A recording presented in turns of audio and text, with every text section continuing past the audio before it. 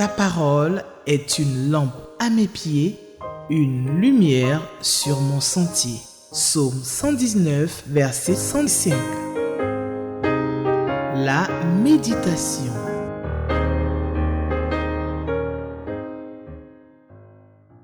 Samedi 27 janvier 2024, nous sommes à la méditation. Et vous êtes à Espérance TV, vous êtes avec nous. Ce matin, je vous salue. Que la grâce, la paix et le bonheur de Jésus-Christ soient votre partage.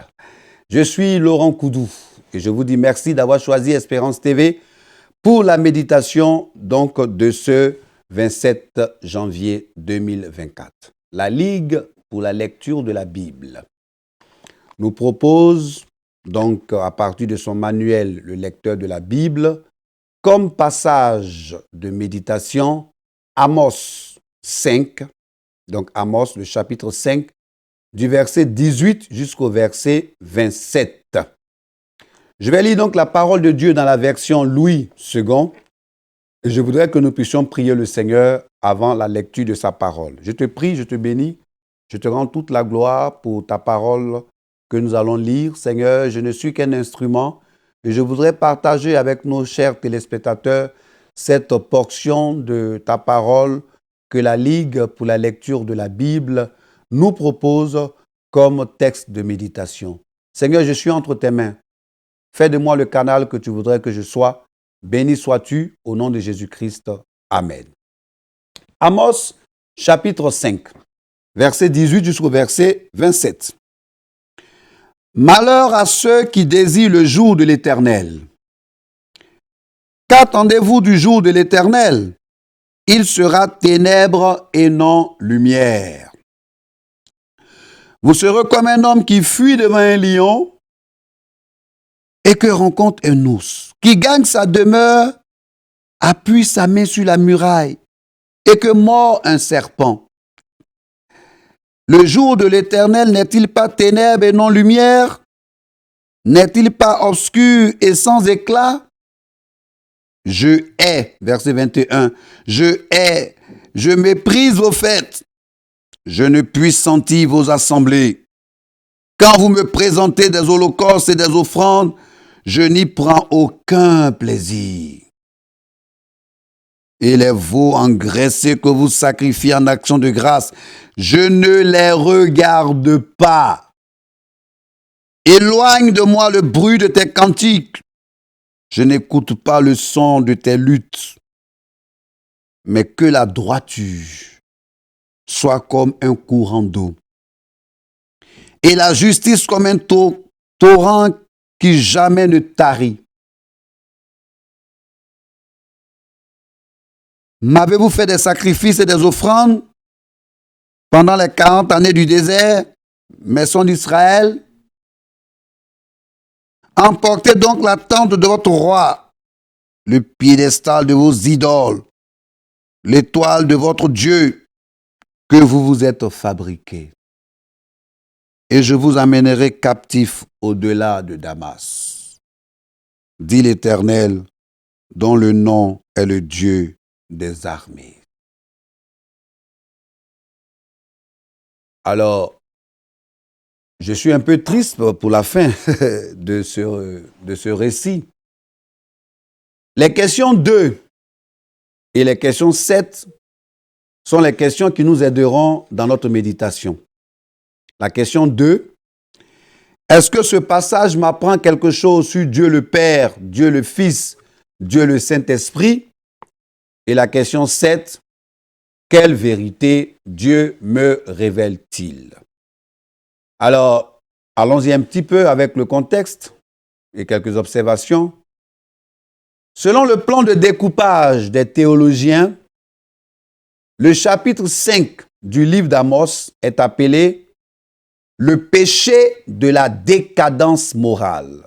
Il faut le souligner de 2 traits. Le péché de la décadence morale.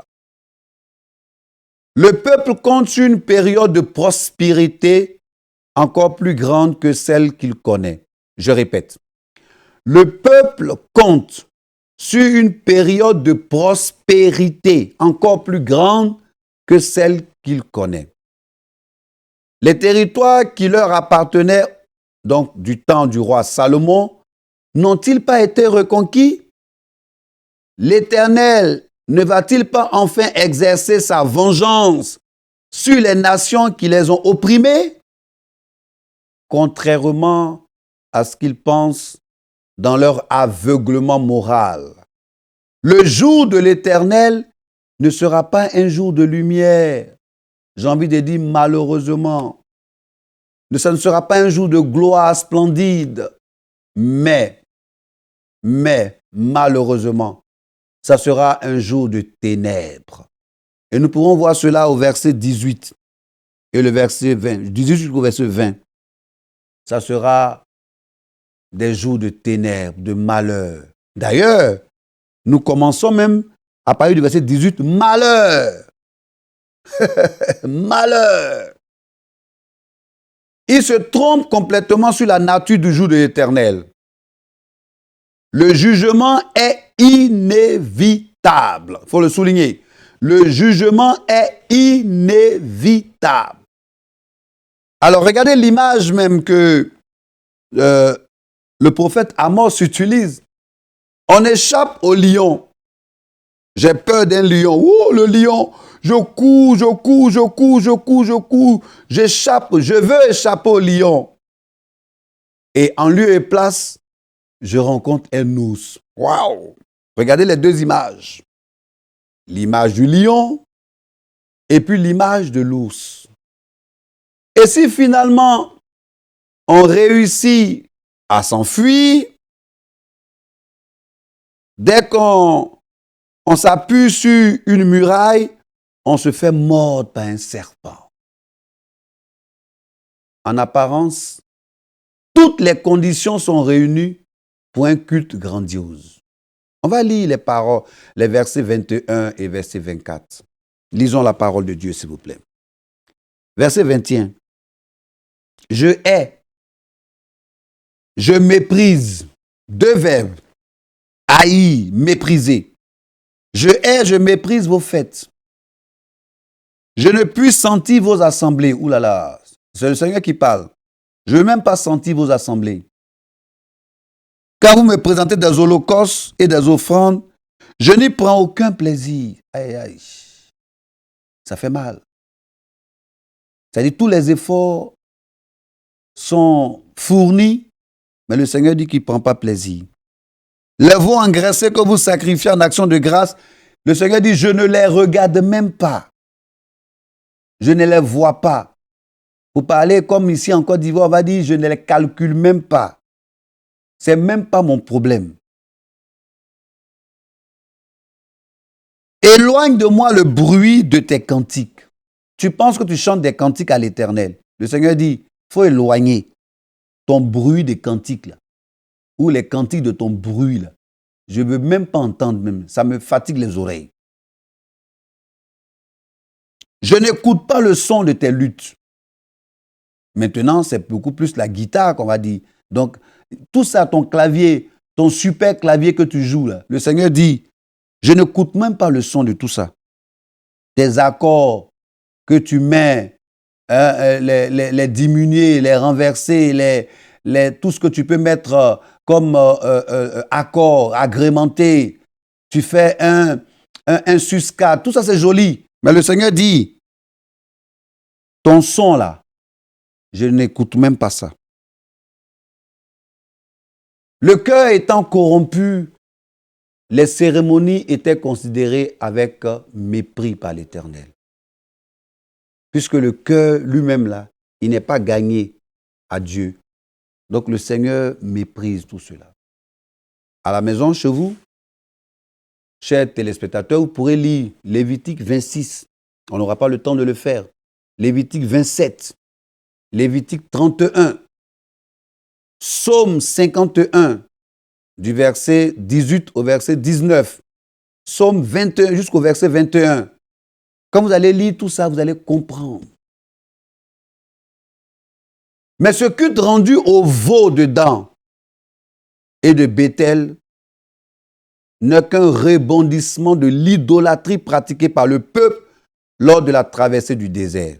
Si on ouvre la parole de Dieu en Exode 32, on va mieux comprendre tout ce que je suis en train de dire.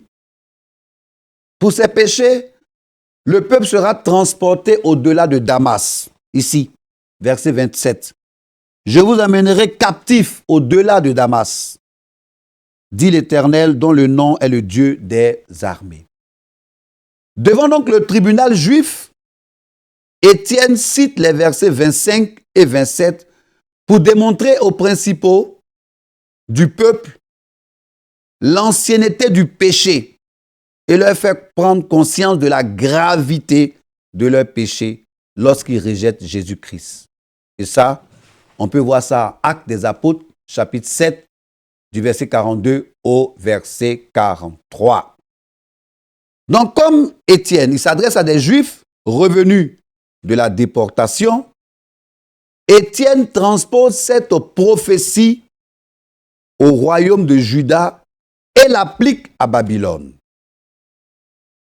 Est-ce que ce passage m'apprend quelque chose sur Dieu le Père, Dieu le Fils, Dieu le Saint-Esprit?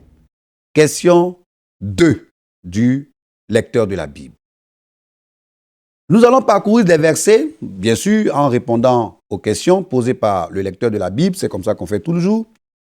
Alors, du verset 18 au verset 19, même les méchants désiraient que le jour de l'Éternel survienne. Mais que ça fait rire. Les méchants, eux aussi, ils appelaient le jour du Seigneur ou le jour de l'Éternel. Ils pensaient à tort qu'il leur apporterait la victoire. Eux, ils pensaient à tort que le jour du Seigneur allait leur apporter la victoire et non le jugement. On peut se référer à Sophonie 1, verset 14 au verset 18. Sophonie 1, pour le lire, je vous à la maison. Donc, chapitre 1, verset 14 à 18. Continuons dans notre découpage. Du verset 25 au verset 26, à part le culte qu'il rendait à l'Éternel dans le désert, Israël avait aussi adoré d'autres dieux. Ne l'oublions pas. Alors ici, les mots « la tente de votre roi »,« de piédestal » nous renvoient au dieu Sakut, Moloch, Kewan. D'ailleurs, le culte de Moloch, par exemple, comprenait l'adoration de Saturne. Saturne, nous le savons, c'est le dieu de la mythologie romaine, père de Jupiter et qui correspond à Chronos chez les Grecs. Et aussi, ce culte-là engageait des sacrifices d'enfants. On peut voir cela dans 2 Rois, chapitre 17, donc les versets 16 à 17. Quand on lit Actes des Apôtres, chapitre 7, versets 42 à 43, Étienne énuméra les péchés d'Israël en citant, bien sûr, Amos 5, verset 25 au verset 27. Au verset 27, notons que l'Assyrie s'empara de Damas en 732 avant Jésus-Christ, avant de conquérir Israël. Ça, c'était donc la question numéro 2. Qu'est-ce que ce passage m'apprend? Quelque chose sur Dieu, le Père, Dieu le Fils, Dieu le Saint-Esprit? Oui, oui. Ce passage m'apprend quelque chose sur Dieu le Père. Première chose, Dieu est un Dieu juste. Il est le juste juge. Verset 18. Malheur à ceux qui désirent le jour de l'Éternel. Qu'attendez-vous du jour de l'Éternel? Il sera ténèbres et non lumière. Dieu est un juste juge. Deuxième chose que ce passage m'apprend, Dieu est un Dieu saint. Verset 21 jusqu'au verset 22. Je hais, je méprise vos fêtes et je ne puis sentir vos assemblées. Quand vous me présentez des holocaustes et des offrandes, je n'y prends aucun plaisir. Et les veaux engraissés que vous sacrifiez en action de grâce, je ne les regarde pas. Dieu est un Dieu juste. Troisième chose, ce passage m'apprend que Dieu a horreur du bruit. Dieu a horreur du bruit. J'allais dire du mauvais bruit. Dieu, il a horreur du mauvais bruit, des chants, des cœurs et des mains non sanctifiées, c'est-à-dire souillées. Je ne sais pas si je me fais bien comprendre. Tant que le bruit provient des cœurs et des mains purs, oui, Dieu agrée cela. Mais quand le bruit là vient des cœurs, tu joues au clavier, tu fais des jolis accords, toute la chorale danse, toute l'église danse, mais ton cœur là est non sanctifié, Dieu il n'agrée pas. Il va plus loin même pour dire que il dit éloigne de moi, oulala, le bruit de tes cantiques. Je n'écoute pas le son de tes luttes. Éloigne. Tous tes accords que tu fais des mélodies, des solos, toute la chorale danse, tout le monde danse. Mais ton cœur n'est pas sanctifié. Ton cœur est souillé. Dieu dit, il ne regarde pas ça. Il n'écoute même pas ça. Il ferme ses oreilles à cela. Ce passage m'apprend que Dieu est un Dieu droit. Droit. La droiture. Verset 24. Verset 24, il dit, mais que la droiture soit comme un courant d'eau et la justice comme un torrent qui jamais ne tarit. Dieu ne partage pas sa gloire. Ouh là là! Chers téléspectateurs d'Espérance TV, je vous en prie, soulignez cela de 2 traits. Dieu ne partage pas sa gloire. Non, non, non, non. Il dit, je suis un Dieu jaloux. Je résiste aux orgueilleux, je résiste à ceux qui veulent partager ma gloire avec un autre Dieu. Verset 26. Emportez donc la tente de votre roi, le piédestal de vos idoles, l'étoile de votre Dieu. Il parle de ces dieux-là. Il ne veut pas partager sa gloire avec ces dieux. Vous savez, nous sommes au 21e siècle et malheureusement, nous assistons maintenant à des serviteurs de Dieu, des ministères, des apôtres, des grands hommes de Dieu qui malheureusement font alliance, qui font des pactes, n'est-ce pas, avec le diable pour remplir leur église, pour que les programmes soient bondés de monde. Et quand ils parlent, il y a du monde, il y a une bonne organisation. Dieu ne partage pas sa gloire. Dieu voudrait nous mettre en garde contre nous, serviteurs de Dieu, qui pactisons avec le diable, qui utilisons une apparence des choses de Dieu, mais qu'en retour, il y a une pratique malsaine qui est en dessous. Notre Dieu est un Dieu jaloux. Notre Dieu est un Dieu jaloux. Quelle vérité Dieu me révèle-t-il? C'est la deuxième question que le lecteur de la Bible, donc manuel de la Ligue pour la lecture de la Bible, nous pose. Quelle vérité? Pour ma part, je pense que les réponses que nous avons données à la question 2, est-ce que ce passage m'apprend quelque chose sur Dieu le Père, Dieu le Fils, Dieu le Saint-Esprit? Je pourrais dire, ce sont les mêmes réponses que nous allons donner à la question 7. Si vous regardez bien. Vous voyez? Qu'est-ce que Dieu me révèle? Dieu me révèle qu'il est saint. Dieu me révèle qu'il est un Dieu jaloux. Dieu me révèle qu'il ne partage pas sa gloire. Dieu me révèle que c'est un Dieu qui reste éternellement Dieu. Vous voyez, pour certains, la prédication de l'Évangile va apporter une aide de bénédiction sur cette année. La condition de l'Église va s'améliorer. Quelquefois, on commence à penser à ça. C'est une fatale illusion. Dieu va juger les hommes. Non, ne nous cachons pas derrière une assemblée aussi bien organisée qu'elle soit, aussi bien cotée avec numériquement beaucoup de personnes.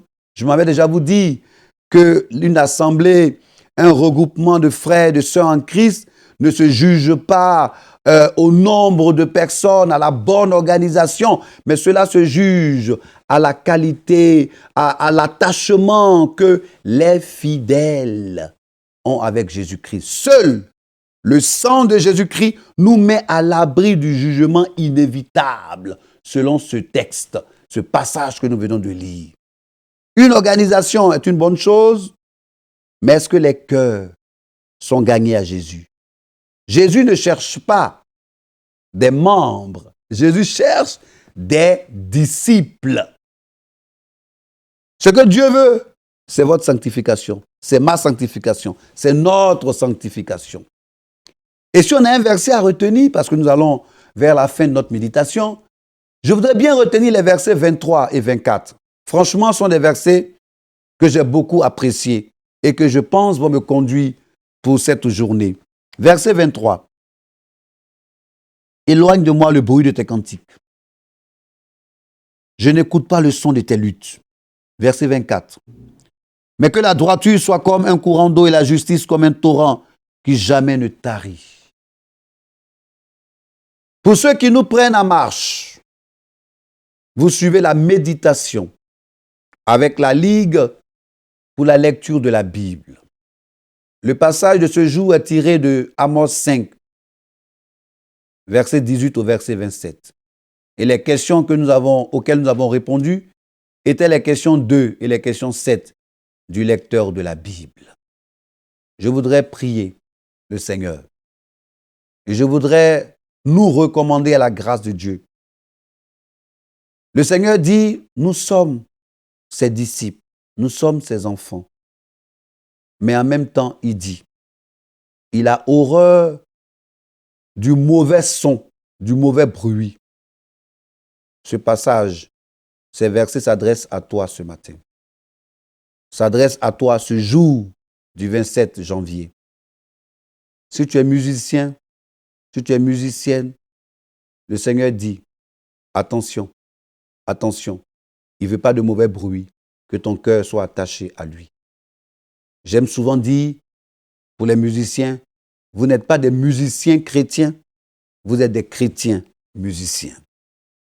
Autant un autre a choisi d'être moniteur, un autre a choisi d'être dans la communication de l'église, toi tu as choisi de servir le Seigneur dans la chorale, dans le groupe de louanges.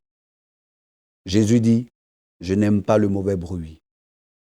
Je n'aime pas le mauvais bruit. Attache-toi à moi. C'était donc la méditation de ce 27 janvier 2024 et c'était donc c'est sur Espérance TV.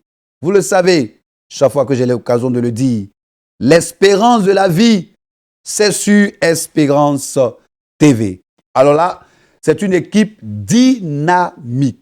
Je vous dis, dynamique, joviale, dévouée pour la cause et surtout, nous formons une famille ici pour vous donner la méditation. Je suis Koudou Laurent, votre humble serviteur. Je vous dis shalom et paix dans vos maisons. Que le nom de Jésus-Christ soit glorifié. Shalom.